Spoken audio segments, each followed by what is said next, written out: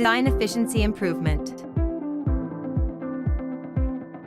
ZW3D 2026 further optimizes the design efficiency in different scenarios, like opening large assembly drawings, creating drawing view projections, and designing in multi-solids drawing.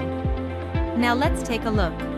Compared with ZW3D 2025, the efficiency of opening large assembly drawings in ZW3D 2026 has been further improved. In industries such as machinery and equipment and boilers, the products are large in size, so the assembly drawing files are also larger.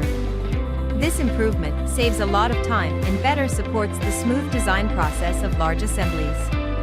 In addition, the efficiency of parts and geometric projection of drawing view has been improved. It can be seen that without turning on hidden lines and center lines, ZW3D 2026 is faster in creating projections. Finally, the design efficiency is also optimized in multi-solids drawing.